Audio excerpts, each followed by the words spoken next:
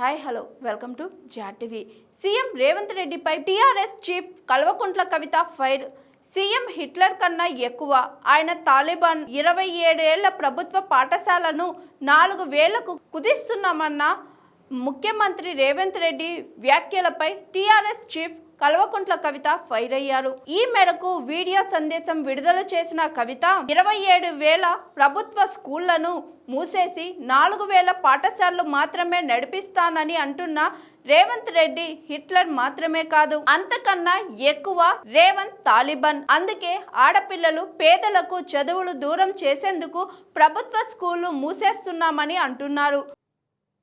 జై తెలంగాణ. తెలంగాణ ప్రజలందరికీ కూడా నమస్కారం. మన రాష్ట్రంలో ఉండేటటువంటి పేద మధ్యతరగతి ప్రజలకు విద్యనే ఖచ్చితంగా వారిని వారి పేదరికం నుంచి బయటపడేసి వారి జీవితాలని అత్యున్నతంగా తీర్చిదిద్దుకోవడానికి పనికొస్తుందని మనందరం కూడా మన పిల్లల్ని ఒత్తిడి పెట్టి ఏదో ఒక విధంగా మన పిల్లలు చదువుకోవాలని ప్రయత్నం చేస్తూ ఉంటాం. డబ్బులు ఉన్నా లేకపోయినా పెద్ద పెద్ద ప్రైవేట్ పాఠశాలల్లో మన పిల్లల్ని చేర్పిస్తాం. వాళ్ళు అడిగిన యూనివర్సిటీ ఇచ్చే ప్రయత్నం చేస్తాం. మనం ఇబ్బంది పడ్డా పిల్లలు బాగుండాలని చూస్తాం.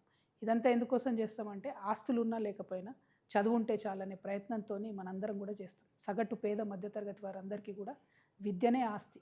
ఆ విషయం తెలిసి కూడా తెలంగాణ రాష్ట్ర ముఖ్యమంత్రి గారు 27,000 ఉన్నటువంటి పాఠశాలల్ని కంప్లీట్గా తగ్గించి కేవలం 4,000కు చేస్తా అని చెప్తా ఉన్నారు. ప్రభుత్వ పాఠశాల ఒక ఊరిలో ఉంటే పేదవారికి అట్లీస్ట్ 5వ తరగతి వరకు ఉచితంగా ఒక బాటలో ఆ పిల్లగాడు పోవడానికి పనికొస్తుంది, పిల్లగాడు పోవడానికి. కానీ ఈ ముఖ్యమంత్రి గారు ఏమాత్రం ఆలోచన లేకుండా 27,000 స్కూల్ అన్నింటినీ కూడా కుదించి 4,000 చేస్తామంటున్నారు.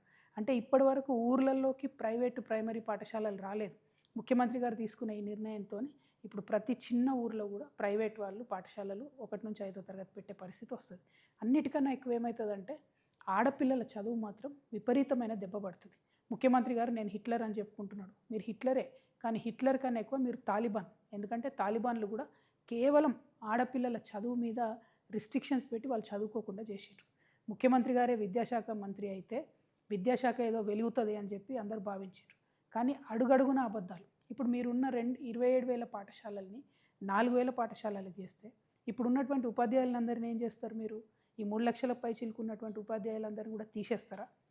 4,000 పాఠశాలలో అడ్జస్ట్ చేస్తారా? లేకపోతే వివిధ గవర్నమెంట్ డిపార్ట్మెంట్లకు పంపిస్తారా? మీ విధానం ఏందనేటటువంటిది క్లారిటీ లేకుండా పెద్ద పెద్ద అనౌన్స్మెంట్లు మీరు పక్క రాష్ట్రానికి పోయి చేయడం వల్ల మన రాష్ట్రం పరువు పోతుంది తప్పితే ఇంకొకటి జరగడం లేదు.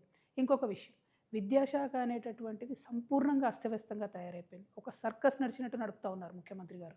కంప్లీట్గా ముఖ్యమంత్రి గారికి ఆ శాఖ మీద పట్టుకోల్పోయిందని చెప్పడానికి గురుకులాల్లో ఇప్పటికీ కూడా పిట్టల్లాగా రాలిపోతున్నటువంటి పిల్లలు వారి ప్రాణాలే నిదర్శనం. 100 మంది పై చిలుకు చచ్చిపోయినా కూడా కనీసం ముఖ్యమంత్రి గారికి ఒక గురుకులం పోవడానికి కానీ గురుకులాల్ని రివ్యూ చేయడానికి కానీ టైం లేవు. కేజీబీవీ టీచర్స్ పాపం 10+2 చెప్తారు. వాళ్ళు సమ్మె చేస్తే కనీసం వాళ్ళ సమ్మెకాలం జీతం ఇచ్చేయాలన్నటువంటి సంస్కారం కూడా లేకుండా ఈ ప్రభుత్వం వ్యవహరించడం అన్నది చాలా దారుణం.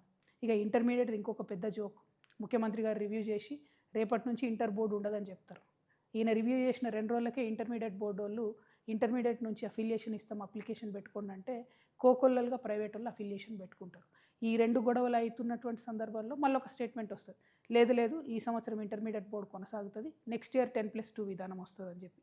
ఆ గొడవ అవుతుంటే ఇప్పటి వరకు ఇవాళ స్కూల్స్ స్టార్ట్ అయ్యి intermediate colleges junior colleges start అయ్యి 7-8 డేస్ అవుతుంది. June 1కి స్టార్ట్ అయినాయి.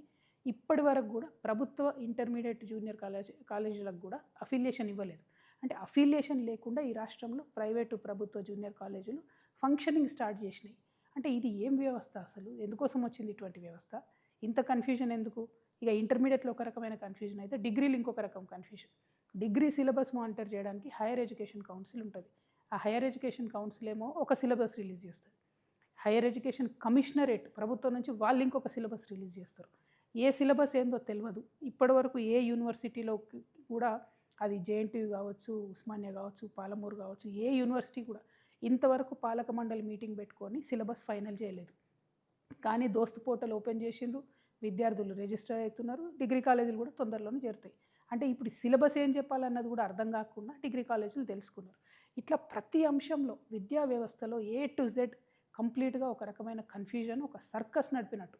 అధికారులకు మిగతా వాళ్ళకు మధ్యలో వాళ్ళకు ఉన్న పంచాయతీలు, ముఖ్యమంత్రి గారికి లేనటువంటి చిత్తశుద్ధితోని ఈ కన్ఫ్యూజన్ అంతా జరుగుతున్నది.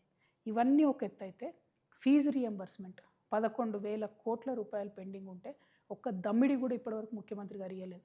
దాంతో ఏం జరుగుతున్నది, ప్రైవేట్ డిగ్రీ వాళ్ళు స్కూల్స్ మూసేసుకుంటున్నారు, కాలేజీలు మూసుకుంటున్నారు, ప్రైవేట్ జూనియర్ కాలేజ్ వాళ్ళు మూసుకుంటున్నారు, ప్రైవేట్ స్కూల్స్ ఏవైతే చిన్న చిన్న స్కూల్స్ పాపం పేద విద్యార్థులకు చదువు చెప్తారో వాళ్ళు కూడా మూసేసుకునే పరిస్థితి వచ్చింది.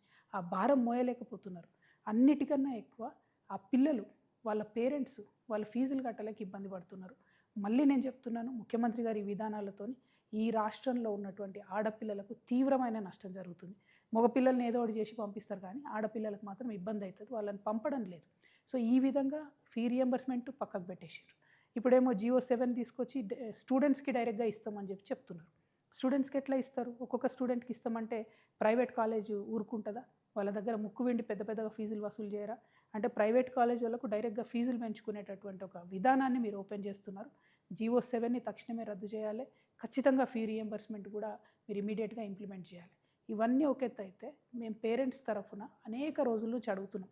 జూన్ మాసం వస్తుంది, జూన్ లోపల మీరు ఫీ నియంత్రణ చట్టం తీసుకురండి. ఎందుకంటే ప్రైవేట్ పాఠశాలలు 50% నుంచి మొదలు పెడితే 150% వరకు కూడా ఫీజులు పెంచినటువంటి పరిస్థితి కనపడతా ఉన్నది. హైదరాబాద్ మహానగరంలో అయితే మరీ అస్తవ్యస్తంగా ఉందని అడిగితే ఇంతవరకు కూడా ప్రభుత్వం ఫీ నియంత్రణ చట్టం మీద కనీసం డిస్కషన్ కూడా చేయలేదు. అంటే ఈ సంవత్సరం కూడా ఫీజు నియంత్రణ చట్టం లేకపోతే లక్షలాది మంది పేరెంట్స్ మీద విపరీతమైన బర్డెన్ పడుతుంది. నేను ముఖ్యమంత్రి గారిని మళ్ళీ చివరిసారిగా ఒకటే అడుగుతా ఉన్నాను. ఫస్ట్ గురుకులాలను పట్టించుకోండి, 2 ప్రభుత్వ పాఠశాలలను మూసేసేటటువంటి ప్రయత్నాన్ని మానుకోండి, ఫీజు రియంబర్స్మెంట్ డబ్బుల్ని ఇమ్మీడియట్గా రిలీజ్ చేయండి, జూనియర్ కాలేజెస్ అఫిలియేషన్ చేయండి, డిగ్రీ కాలేజ్లో సిలబస్లో ఉన్నటువంటి కన్ఫ్యూజన్ని దూరం చేయండి. అన్నిటికన్నా మించి ఫీజు నియంత్రణ చట్టాన్ని తక్షణమే ఈ మాసంలో 15వ తారీఖు లోపల స్కూల్స్ రిలీజ్ అవుతున్నాయి కాబట్టి, ఓపెన్ అవుతూ ఉన్నాయి కాబట్టి అంత లోపల చట్టం తీసుకురండి. ఇవన్నీ చేయకుండా విద్యను నాశనం చేసేటటువంటి ప్రయత్నాల్ని మానుకోండి. విద్యను నాశనం చేస్తే భవిష్యత్ తరం తెలంగాణ దెబ్బతింటదనే విషయాన్ని చిత్తశుద్ధితో గమనించాలి. Thank you. జై Telangana. Hi, this is Swathi. Like చేయండి, షేర్ చేయండి, కమెంట్ చేయండి అండ్ సబ్స్క్రైబ్ చేయండి GRTV.